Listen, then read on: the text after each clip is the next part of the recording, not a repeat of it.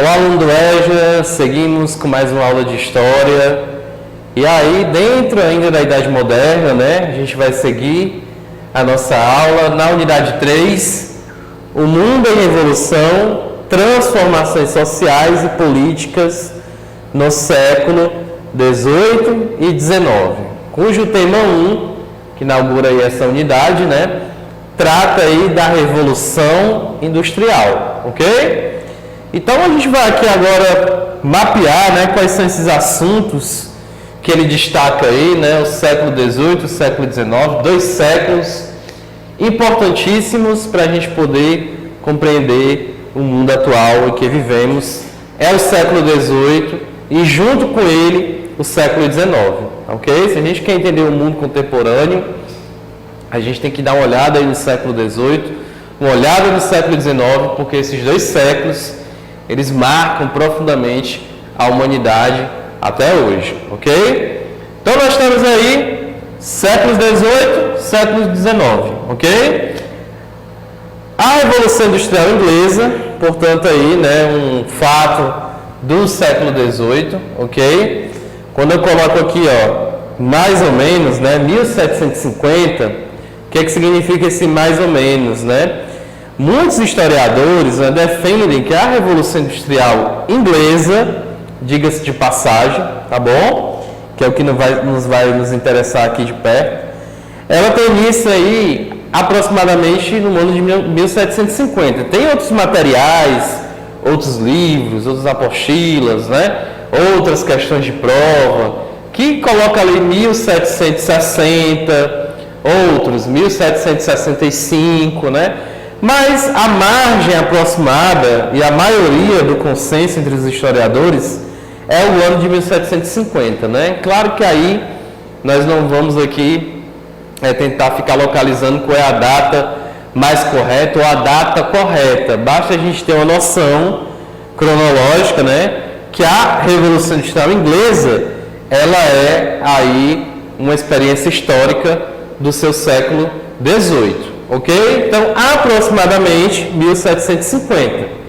O nosso material aí vai falar 1750, é a data que a gente vai colocar aí para a gente poder desenvolver o assunto da Revolução Industrial. Ok? Revolução Industrial Inglesa. E aí eu vou explicar mais na frente para você, vai ficar mais claro porque tanta ênfase, né, nesse sobrenome da Revolução Industrial que nós chamamos aí inglesa, ok? Uma segunda revolução aí, tão importante quanto a Revolução Industrial, é a Revolução Francesa para o ano de 1789. Aí já é um consenso maior entre os historiadores, né? Bem maior mesmo, que o ano da Revolução Francesa é 1789, ok? A Revolução Francesa, como eu lhe falei, né, nós estamos diante do século XVIII, século XIX nos assuntos, marcam profundamente a humanidade até hoje. Está aí uma marca grande do mundo contemporâneo, é a Revolução Francesa, e nós vamos entender por quê, quando o tema especificamente for Revolução Francesa. Segundo aquela nossa periodização tradicional, já falada aí no início, né, nas nossas aulas, a Revolução Francesa, para muitos historiadores, ela inaugurou um período da história chamado Idade Contemporânea. Para muitos historiadores aí, a Revolução Francesa de 1789, ela inicia a Idade Contemporânea, e a Idade Contemporânea, segundo essa divisão, é até hoje, até os dias atuais, né, século XXI, estamos vivendo aí a Idade Contemporânea, ok? Então aí a nossa unidade, ela inicia, né, aí por 2 importantes revoluções. A que nos interessa hoje, na aula que você assiste aí no dia de hoje, é a Revolução Industrial.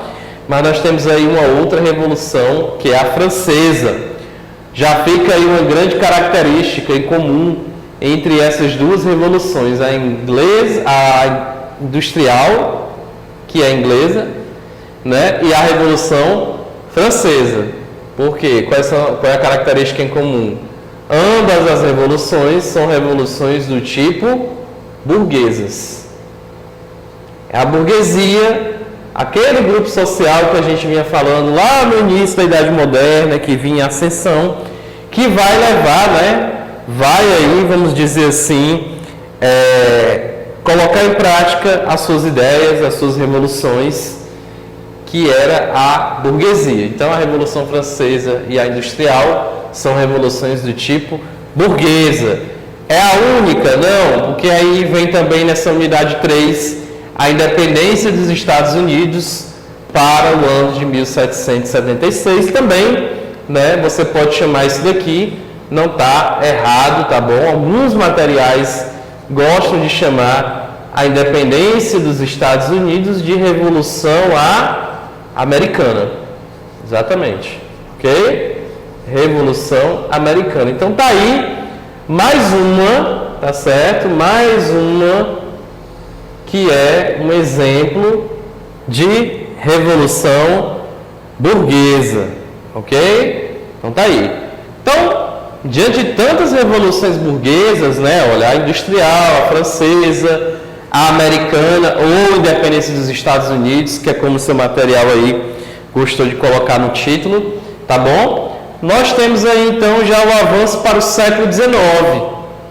3 revoluções burguesas no século XVIII, industrial, francesa e revolução americana, mas com o século XIX nós temos aí, certo, uma série de lutas operárias, ok? O século XIX é o século, vamos dizer assim, da organização, tanto política, né, como social, de ideias da classe operária, tá certo? É aí no século XIX que ideologias como socialismo, e aí eu coloquei aqui também entre parênteses, né, um S, porque não foi uma experiência de socialismo, são socialismos, tipos de socialismo, ok? Nós temos aí uma experiência interessante chamada socialismo do tipo utópico, e aí a gente vai entender porque que eles chamavam isso de socialismo utópico, tá certo? Uma outra ideologiazinha derivada dessa primeira aí, socialismo utópico, o socialismo do tipo marxista ou científico, como você queira chamar. As duas formas estão corretas, tá bom? Essa primeira forma de chamar, marxista, ela já deixa aí no nome dela, na nomenclatura, já um pouco do nome de um de seus fundadores, que era o Karl Marx, né? Aí a história do Marx, né, ela é dividida o jovem Karl Marx e vamos dizer assim, o mais maduro, o velho Karl Marx, né? Isso aí também não é à toa, né? É só uma questão de diferença, né? De idade, né? De tempo, né? Uma diferença mesmo de ideias, de amadurecimento. Mas vamos aqui dizer que nesse momento aqui é o velho Karl Marx. O Marx que está propondo aí já uma saída, né, para essa sociedade burguesa que ele estudou perfeitamente. Uma sociedade do tipo socialista. Uma sociedade que almejava ser um socialismo, mas não como os utópicos defendiam. Pacificamente, com aliança com a burguesia, com as burguesias, como você queira chamar, né? O Marx aí, ele defendia uma sociedade que rompesse com a burguesia, mas de uma forma revolucionária. Aí a gente vai ter uma aulazinha para a gente entender o que é o socialismo marxista ou científico. Uma terceira ramificação de socialismo é o socialismo chamado cristão. Atenção que esse daqui tem mais de 2 nomes, né? Você também pode chamar esse socialismo de doutrina social da igreja, ou se você quiser chamar aí apenas de catolicismo social. Então tem esses 3 nomes para falar de um mesmo tipo de socialismo. Esse daí, como já está explícito aí na nomenclatura, né? Cristão, católico, não é isso? Da igreja, é exatamente isso, né? A igreja aí, com I maiúsculo, tá certo? É a igreja católica. Como a igreja católica, ela encarou esse debate aí de ideias, né, de ideologias do tipo socialista. Ela também quis lançar a versão dela. E aí nós vamos ver como é que a igreja ela conseguiu colocar em prática também o seu tipo de socialismo, né? Quer dizer, ela era vigilante dessa sociedade, né, que estava apostando no socialismo, e aí ela também vai lançar as bases do seu socialismo. A próxima ideia aí chamada de comunismo, tá bom? Ao falar de socialismo a gente precisa falar do comunismo, tá aí o símbolo, né, do comunismo, a foice, o martelo. Vamos aí também tentar perceber, né, que o comunismo não é isso que vem se dizendo aí ao longo do tempo. Se fala muito o que é comunismo no atual momento, né, que a gente vive, no atual contexto, na década, no século que a gente vive. Mas será que é isso mesmo que se diz ou não? E uma outra ideologiazinha interessante que compõe as lutas operárias é o anarquismo. Tá aí o símbolo do anarquismo. Quando a gente for falar especificamente de anarquismo, vamos até identificar, né, essa simbologia aí. O que é que significa essa simbologia aí do anarquismo? Também tem a ver com a questão das lutas operárias, que estão ligadas, né, ao contexto histórico, principalmente aí da Revolução Industrial Inglesa, ok? A Revolução Industrial Inglesa tem início, como eu já falei, mais ou menos aí a partir de 1750, portanto, século XVIII. E ela é uma revolução que, para além de ser uma revolução tecnológica, ela é uma revolução na economia e no social. Na tecnologia, você tem aí o desenvolvimento das máquinas. E máquinas que começavam, né, a suplantar, ou seja, a retirar, a substituir a mão de obra, certo? A mão de obra manual, porque você tem o surgimento aí das primeiras máquinas. É uma revolução no campo da economia? Sim, porque aquele sistema econômico chamado de capitalismo, que vinha se desenvolvendo com a Revolução Industrial, ele ganha pleno desenvolvimento, né? A Revolução Industrial ela veio a colaborar com o desenvolvimento, então, do capitalismo. É uma revolução também que mexe com o campo social, porque daqui vai ficar claro aquilo que os socialistas, né, do tipo marxista, científico, aí o seu grande representante, o Karl Marx, defendia, né? Ele acreditou que com a Revolução Industrial a luta de classes ela estava mais acirrada do que nunca, ou seja, né, ela estava mais clara do que nunca, porque de um lado você vai ter quem? Ó, a burguesia, certo? E do outro, ó, a classe operária, ok? A classe operária, a burguesia e a classe operária. Daí você tem uma divisão na sociedade mais profunda do que nunca. Dito isso, a gente está diante da primeira fase da Revolução Industrial. A primeira fase se caracteriza por ter início na Inglaterra, né? Por isso que a gente enfatiza lá, Revolução Industrial Inglesa. Ela se limitou à Inglaterra? Nós vamos ver no decorrer da aula que não. Mas a título, né, do nosso tema lá, e a título de história, há uma preocupação maior da primeira e da segunda fase na história. A geografia, ela gosta muito de falar da terceira fase, a sociologia, tá certo? Mas a título da história, a nossa concentração maior se dedica à primeira fase, mas nós vamos ver as características lá da segunda e da terceira. Ora, o setor aí desenvolvido é o setor têxtil, de tecidos, a matéria-prima que é colocada para a indústria é o algodão, a energia é a energia a vapor através da queima do carvão mineral. Isso aí são as características gerais, né, elementares da chamada primeira fase da Revolução Industrial, que é a Revolução Industrial Inglesa, ok? Então vamos aí a uma definição de Revolução Industrial. Vamos lá. Olha, então, para colaborar com a gente, né, sempre alguma referência de texto, tá bom? Que você pode É uma possibilidade, né? Pode ou não encontrar, tá bom? Eu estou trazendo aí para a gente pensar um pouco a Revolução Industrial através dessa revista aqui, a História das Revoluções, tá certo? É uma revista aí que na época, né, tinha um valor de R$ 24,90, tá certo? Isso ela é nova, né? Mas claro que você encontrando ela em outras formas, né, esse custo aí ele pode baixar muito, né? Vai depender da onde você está comprando, né, de quem você está comprando, tá certo? A História das Revoluções, essa capa aí bem ilustrada, né?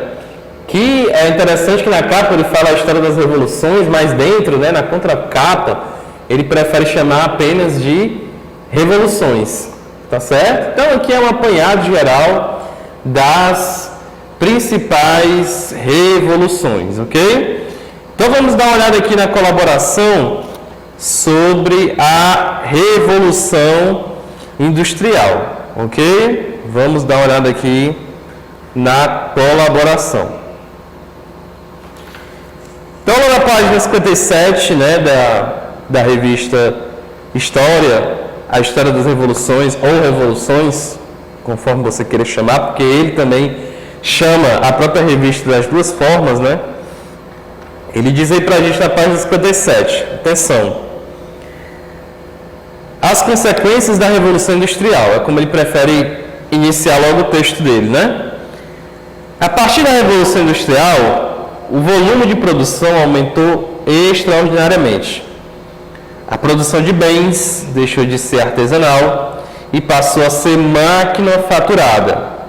As populações passaram a ter acesso a bens industrializados e deslocaram-se para os centros urbanos em busca de trabalho.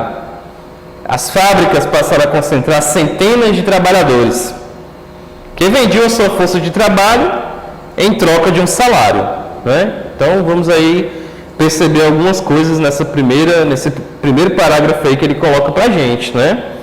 Então a principal característica então da Revolução Industrial na Inglaterra é isso, né? Essa substituição desse trabalho manufaturado, né, que se utilizava apenas das mãos. Anteriormente ao surgimento das grandes fábricas, nós tínhamos um trabalho que era feito nas oficinas, um trabalho doméstico, né? Então, por exemplo, uma peça de roupa, uma calça, ela poderia demorar meses, né? Uma calça poderia demorar 6, 8 meses. Por quê? Porque esse trabalho ele era mais lento, porque ele era feito o quê? Totalmente à mão. E geralmente esses trabalhadores trabalhavam em família, né? Que eram os artesãos, então uma coisa muito artesanal. Ao mesmo tempo que eles trabalhavam em casa, eles eram donos de uma coisa também muito importante que foi retirada com a chegada da Revolução Industrial, o tempo, né? O tempo, ele era deles. Por quê? Porque era um trabalho feito em família, em casa, doméstico, né? E aí era um trabalho que obedecia ao tempo familiar, não ao tempo do relógio, né? Não ao tempo da fábrica. Então isso é uma característica, uma mudança radical que a gente vai ter com o cimento, né, da Revolução Industrial. Por isso que eu falei lá, trabalho é uma revolução, né, no mundo do trabalho, no mundo social e também na economia e na tecnologia. Essa substituição desse trabalho. Não é que vai desaparecer, né, mas aí você vai ter um incremento das máquinas, ok?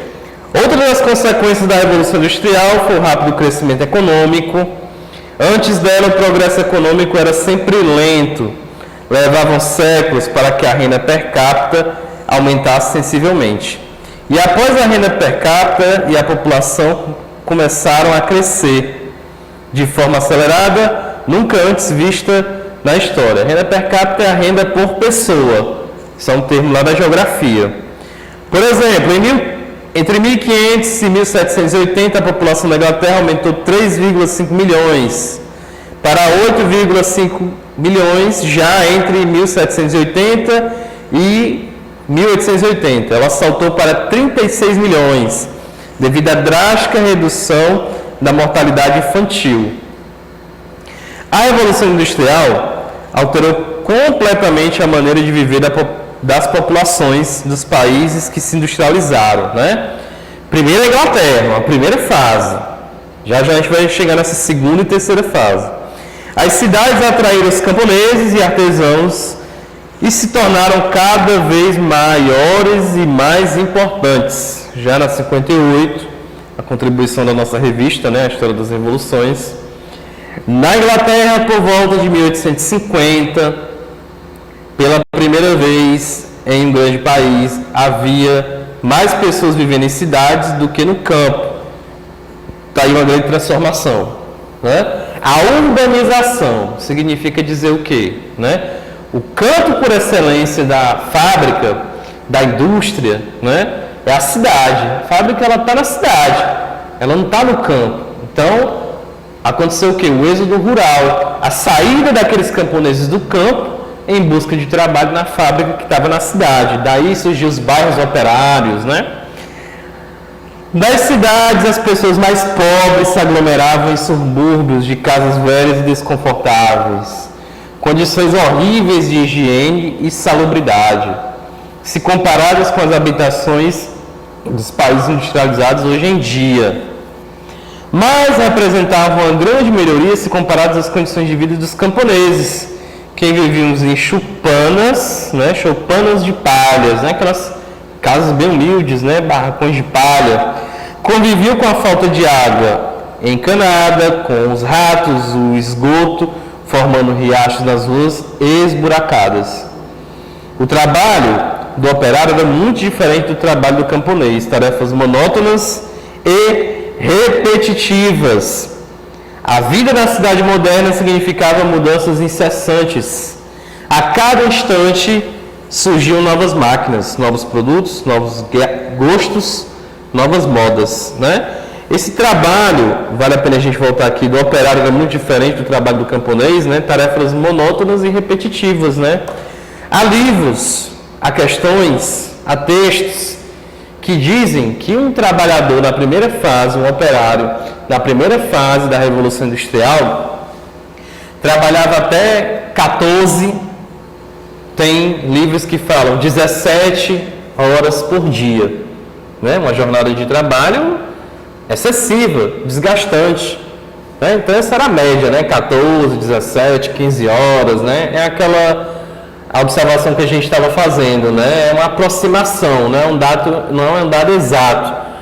Mas aí fica a seguinte coisa, era um trabalho extremamente o quê? Exaustivo.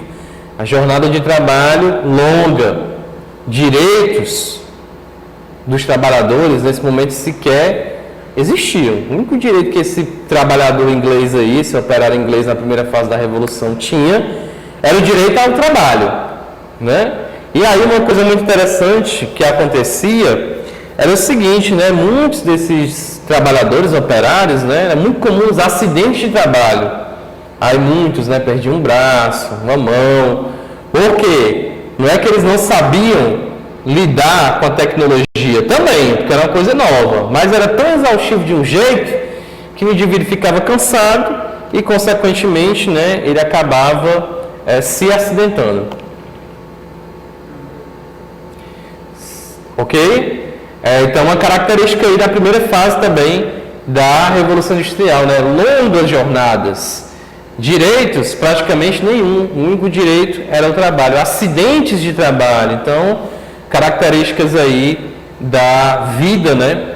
Desse operário do século XVIII, da primeira fase da Revolução Industrial. Quando é que esse trabalhador começa a resistir a esse mundo da exploração? Porque isso vai ficar muito claro. A Revolução Industrial, ela vai interessar uma camada social, que é a burguesia. A burguesia aí é a dona dos meios de produção. E o que são os meios de produção? É tudo aquilo que se utiliza para produzir algo. Então, por exemplo, né, desde a máquina, a ferramenta, ao próprio espaço da fábrica que esse trabalhador utilizava, isso são os meios de produção. Ele pertence a alguém, pertence à burguesia. A única coisa que sobrou para esse operário foi a sua força de trabalho. Que é a força de trabalho, né? A sua atividade que ele desenvolvia, né? Lá na primeira fase, a indústria peixe. Então você tinha um tecelão que ficava lá na máquina, né? trabalhando nela e aí organizando lá, produzindo lá o tecido. Então isso tinha um valor, que isso vai ser o salário, né? Isso aí vai ser o salário. Então aquelas horas trabalhadas desse operário, isso vai ser contabilizado e isso vai gerar um salário que na primeira fase isso era baixíssimo, né? Isso dava no máximo para esse trabalhador conseguir se alimentar, né? Comprar algum alimento, já para no outro dia, muito cedo, estar de novo na fábrica e enfrentar a sua longa e exaustiva jornada de trabalho. Vai ter um movimento muito interessante aí, chamado de ludismo. O que é isso, né? Como também é conhecido na história, o movimento dos quebra-máquinas, né? Exatamente isso, né? Esses trabalhadores eles vão começar a quebrar as máquinas. Não era uma revolta contra a tecnologia, mas já era uma consciência que dizia o seguinte: parando-se a máquina, quebrando, o trabalho para. Se para a máquina, para a produção. A produção parada, isso é igual ao quê? Prejuízo para o burguês. E aí vai surgir esse movimento dos quebra-máquinas, né? O ludismo como a primeira grande forma de resistência. E aí a gente vai ver que ao longo da história da Revolução Industrial vai surgir outras formas, até hoje conhecidas, né, de resistir ao mundo da exploração capitalista, como por exemplo a greve, ok? Então vamos seguir para o quadro, continuando com a nossa Revolução Industrial. Dando prosseguimento então às fases da Revolução Industrial, nós temos aí a segunda fase e posteriormente a terceira, né? Então a primeira fase na Inglaterra, com as características que nós vimos até o momento, tá bom? A segunda fase, também de muito interesse da história, tá bom? Ela tem início aí aproximadamente, né, em 1860 e vai até 1945, né? Então é aquele momento em que a Revolução Industrial, ela ultrapassou os domínios, né, geográficos da Inglaterra, né? Ela está quase que mundial. Ela está em países como Estados Unidos, Alemanha, Itália, Japão e entre outros, né? A grande inovação aí da segunda fase, né, o grande setor a se industrializar é justamente o setor automobilístico, né? Os automóveis, né? Aí o surgimento lá dos primeiros automóveis, né? Que vai ser movido, né, também, ó, pelo derivadozinho do petróleo, que é também uma inovação aí da segunda fase da Revolução Industrial, que é a gasolina, né? A grande invenção aí do momento na segunda fase é a energia elétrica, né? A grande inovação aí do momento é a energia elétrica. A matéria-prima, o aço, e o modelo, né, de fabricação que predominou, foi desenvolvido na segunda fase, é o Fordismo nos Estados Unidos, né? Aquele modelo seriado de produção, né? Então a produção de vários automóveis, né, da mesma marca em grandes quantidades. Isso daí, segunda fase da Revolução Industrial, né? Que a partir de agora, 1860, não é só mais inglesa, como você está vendo aí, né? A gente está enfatizando porque a Revolução Industrial ela tem início na Inglaterra. A terceira fase aí, né, já mais de um caráter mundial, ok? Ela se inicia aí em 1945, né, ali no fim ou pós Segunda Guerra Mundial, está aí até os dias de hoje, né? As grandes características aí dessa terceira fase, né? Surgimento das multinacionais. Por exemplo, né, se a gente fala aí do mais conhecido refrigerante do mundo, né, a Coca-Cola. A Coca-Cola faz parte de uma multinacional, né? Ela está praticamente em todas as partes do mundo, há uma sede da empresa Coca-Cola, né? Então as multinacionais, a sua grande marca também é o surgimento da internet, né? Você tem aí um divisor de águas nesse terceiro grande momento, nessa terceira grande fase, é a internet, ok? E aí também o surgimento de um modelo de oposição ao Fordismo, né, que é o Toyotismo no Japão. Ao invés, né, de se produzir em grandes quantidades do mesmo produto, aqui a ideia é o que? Se produz menos, porém há uma maior variedade. No caso aqui, né, os automóveis, né? E aí esse modelo dizia o seguinte, né? É uma menor quantidade, porém é uma maior variedade. Por que uma menor variedade? Preços diferenciados, né? Então esse modelo aí, ele existe aí até os dias de hoje, né? O toyotismo, ok? E aí, nós vamos ver aqui, será que nós não já estamos vivendo um quarto momento, né? Uma quarta fase da Revolução Industrial? Ou será que a gente parou aqui na terceira, né? Bem que a terceira diz até os dias de hoje, né? Mas os especialistas, os estudiosos, economistas, sociólogos, né? Os próprios historiadores, né? Concordam que nós já vivemos aí um quarto momento dessa revolução. Será que sim, né? Então, boto aí para você para pensar e aí vamos concordar aí ou não, né? Ao longo da conclusão da nossa aula, ok? Vamos dar uma olhadinha aí, então, nessa quarta fase. É possível uma quarta fase da Revolução Industrial? Então, colaborando aí com essa história de estamos ou não na quarta Revolução Industrial, tá bom? Ou estamos no caminho dela? Eu estou trazendo aí também uma colaboração, um pequeno texto, tá bom? De uma revista que vem acompanhando aí as nossas aulas, né? Que é também a História Vestibular mais Enem, isso para o ano de 2015, que foi o ano que foi lançada essa revista, tá bom? Ela não existe mais, certo? Pode ser que ela volte? Pode ser, mas a gente não tem como saber se vai voltar ou não, né? O que eu posso adiantar para você é que ela foi extinta, tá bom? Mas você pode ou não, né? Não sei, encontrar essa revista aí mesmo, né? Já ela de segunda mão, né? Revendida por um preço bem simbólico, tá bom? Então ela, na verdade, era um resumão de tudo aquilo que a gente estuda no ensino médio quando a matéria é História, tá bom? Então, pensando isso, estou trazendo aqui para a gente uma colaboração dessa revista que ela diz o seguinte, né? Lá no seu capítulo sobre a Revolução Industrial, que ela preferiu chamar Produção a Todo Vapor. E ela diz para a gente, né? Uma seção, a história hoje. Rumo à quarta Revolução Industrial, a pergunta dela, né? Muitos especialistas debatem atualmente a possibilidade de estarmos à beira de uma quarta Revolução Industrial.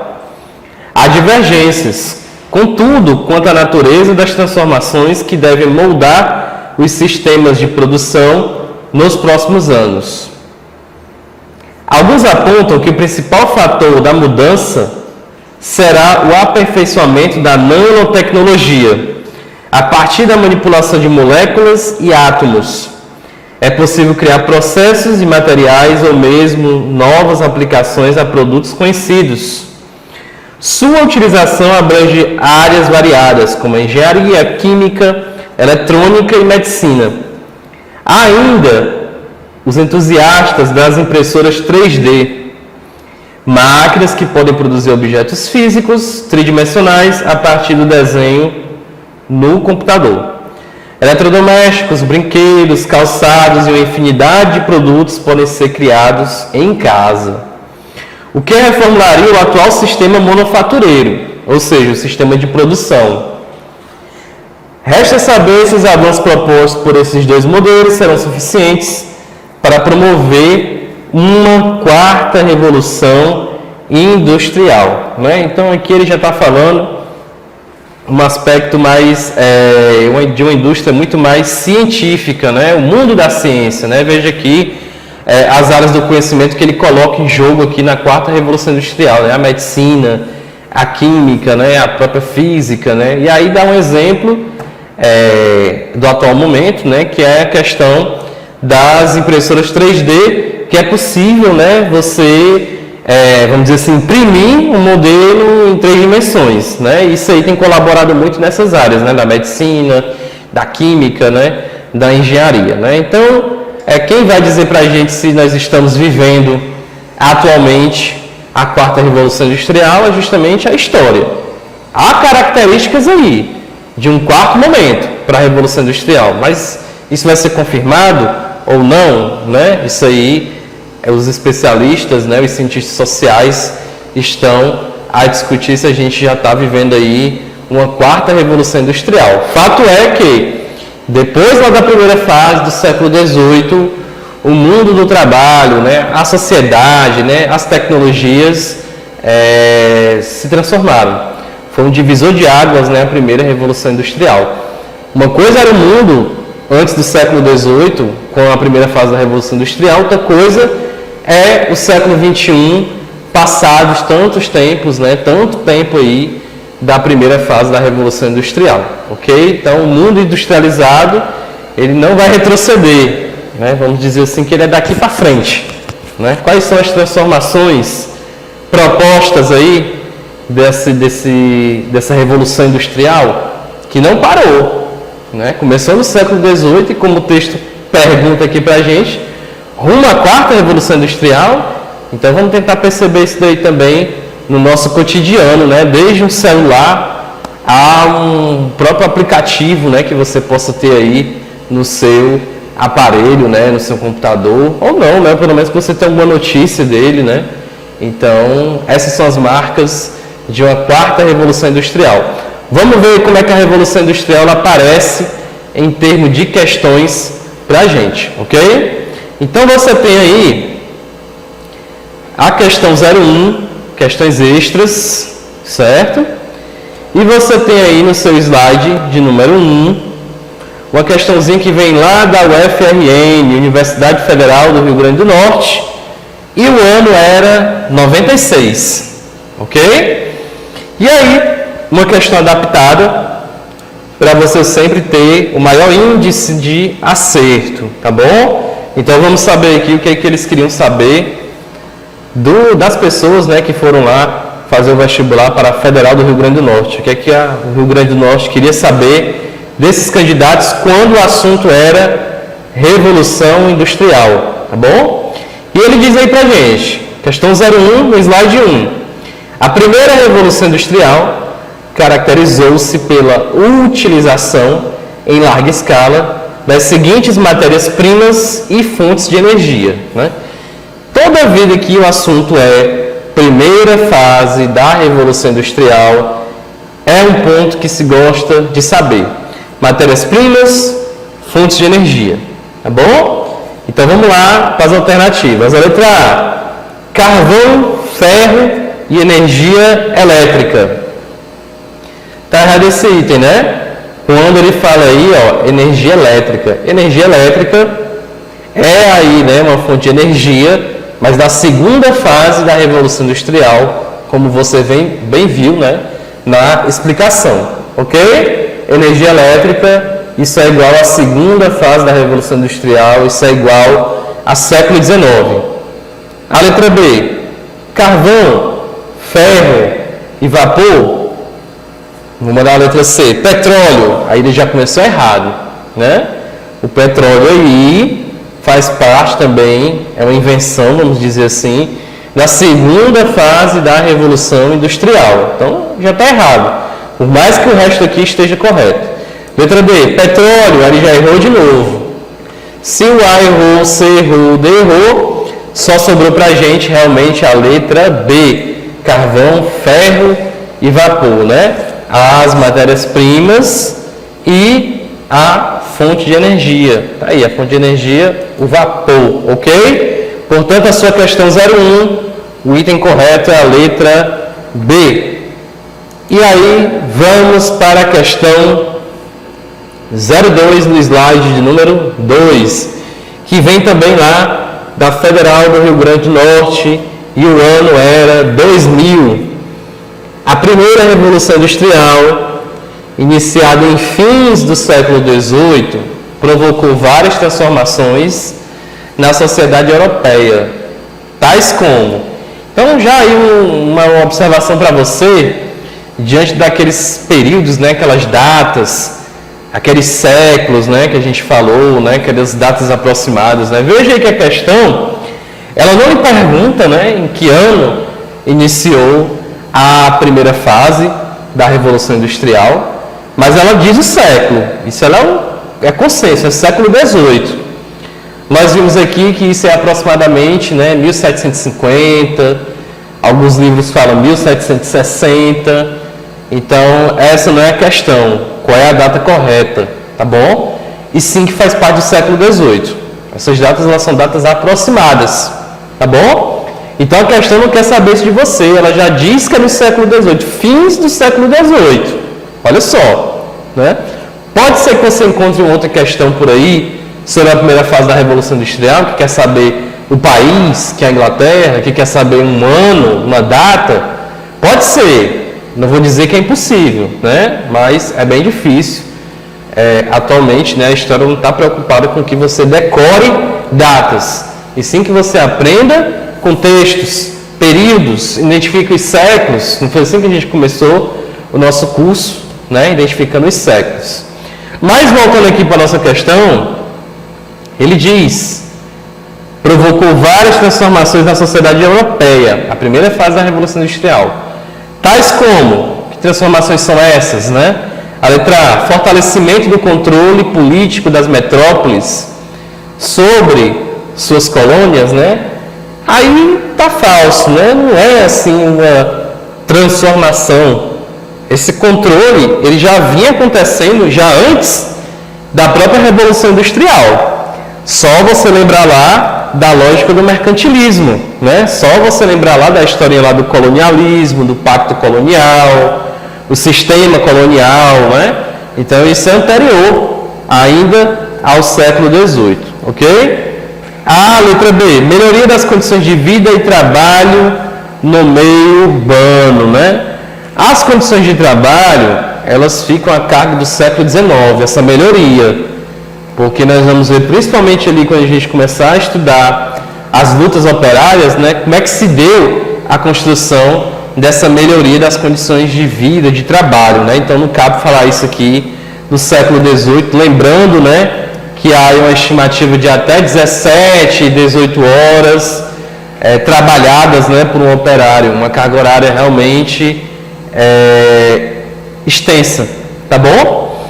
Então letra B falsa. A letra C, transferência do centro econômico das áreas rurais para as urbanas, afirmação do poder econômico da burguesia, consolidação do capitalismo como sistema dominante. Aí, realmente, né, tudo que ele falou está correto. A principal transformação geográfica também, que é econômica, né, é essas áreas rurais, né, a transferência do centro econômico que era das áreas rurais para os centros urbanos, que é onde você vai ter ali, né, o conjunto, né, de fábricas, né, de indústrias e por aí vai. A burguesia, né, ela realmente se afirma no poder, é o que a burguesia realmente, vamos dizer assim, precisava, né, para poder aumentar os seus lucros, né, se consolidar como uma classe econômica, né, poderosa economicamente, foi a Revolução Industrial, e o capitalismo como sistema dominante, né, ou seja, né, com a Revolução Industrial, o capitalismo ele só se desenvolveu, né, as heranças feudais elas vão sendo deixadas para trás ao longo das revoluções do século XVIII e do século XIX, como é o exemplo aí da Revolução Industrial inglesa no século XVIII. Portanto, a letra C correta. A letra B, redução dos conflitos armados entre as nações europeias, né? Pelo contrário, né?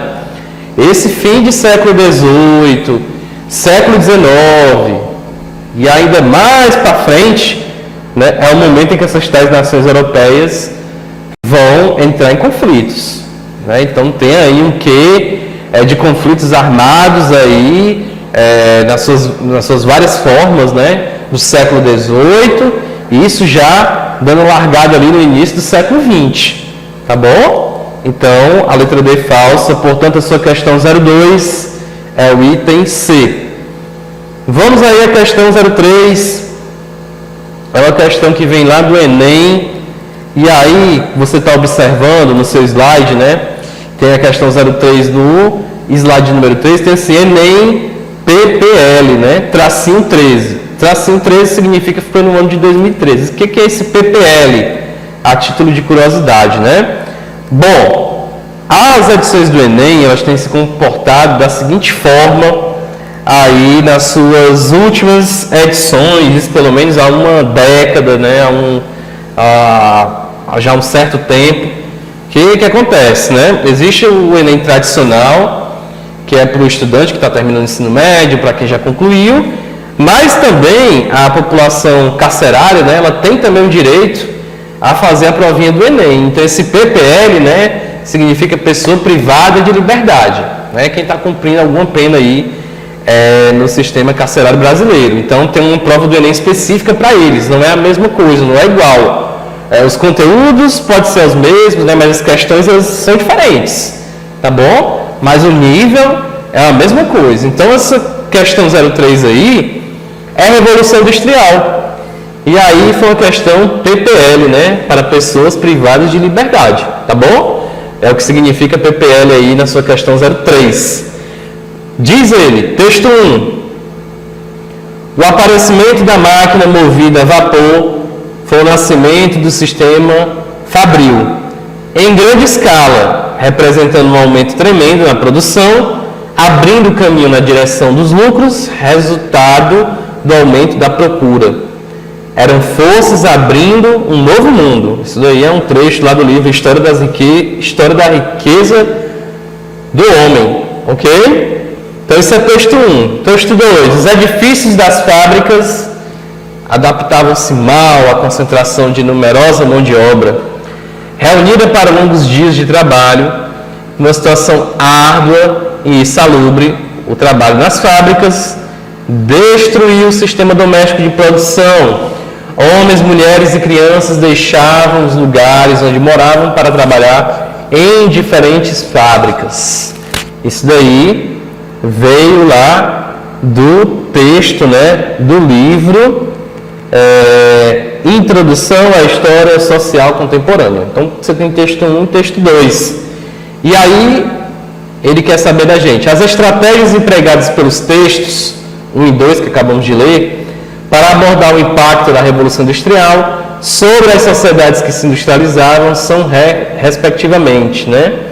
Então ele quer saber qual é o destaque, é isso que ele quer saber, do texto 1 e do texto 2 para a questão das sociedades que se industrializavam. Qual é o tema do texto 1 e do texto 2? Ambos é sobre a Revolução Industrial, mas há um foco na Revolução Industrial para o texto 1 e há um foco para o texto 2 com a Revolução Industrial, ok? A letra A diz: ressaltar a expansão tecnológica e deter-se no trabalho doméstico? Não, né? Se você ver aí no texto 2, ele fala que esse trabalhador deixa sua casa, deixa sua moradia, vai trabalhar onde? Na fábrica. Isso é verdade. Então, o que ele falou aí na letra A, né? Deter-se no trabalho doméstico, não. Deter-se no trabalho fabril, na fábrica. A letra B, acentuar as inovações tecnológicas e priorizar as mudanças no mundo do trabalho. O texto 1 fala aí dessas mudanças, né? O aumento, né? Que esse aumento dessas inovações tecnológicas, né? Ao longo do tempo foram promovendo o quê? Os lucros, porque a indústria ela vai se desenvolvendo. E o texto 2 fala dessa mudança, né? Que é a mudança no mundo do trabalho. Anteriormente o trabalho era doméstico, agora ele passa a ser o quê? Um trabalho na fábrica, não é mais na casa. Não é mais na casa do artesão. A figura do artesão ela vai sendo superada pela figura do operário. Ele vai sendo o operário agora da fábrica. Portanto, a letra B é o que está correto. Vamos aqui ver o erro na C. Debater as consequências sociais, valorizar a reorganização do trabalho, né? Não está preocupado com isso, não. Nem o texto 1, nem o texto 2. Letra D. Indicar os ganhos sociais e realçar as perdas culturais. Falso. Letra E. Minimizar as transformações sociais e criticar os avanços tecnológicos? Não, né? As transformações sociais, elas são enfatizadas aí no seu texto 2, certo? E criticar os avanços tecnológicos, não. Ele não está criticando, ele está relatando, né? O aumento da produção, do sistema fabril, né? Que isso vai levar a um aumento considerável dos lucros, né? Portanto, a sua questão 03 é o item B. Vale só uma dica aí quando for questões do Enem que apresentem texto 1 e texto 2, certo? Uma saída para a gente é o seguinte: o texto 2 ele sempre vai confirmar ou ele vai contestar o texto 1, ou ele vai apresentar um outro aspecto, que foi o caso aqui que ele fez, né? Então, a saída para o nosso gabarito é o contraste sempre entre o texto 1 e o texto 2. Ou se confirma no 2 o que o 1 falou, ou se refuta, né? Ou seja, ou se rejeita o que está se falando no texto 1, né? Ou simplesmente temos posições diferentes. Então, da análise do texto 1 e do texto 2, a gente chega aí uma resposta correta. Questões desse tipo do Enem, isso foi uma questão lá do ano de 2013, certo? São questões que nos querem também uma boa interpretação de texto, para além do que você aprendeu sobre Revolução Industrial Inglesa na nossa aula, ok? Então, bons estudos e até a próxima aula de História com o professor Daniel Burlamac.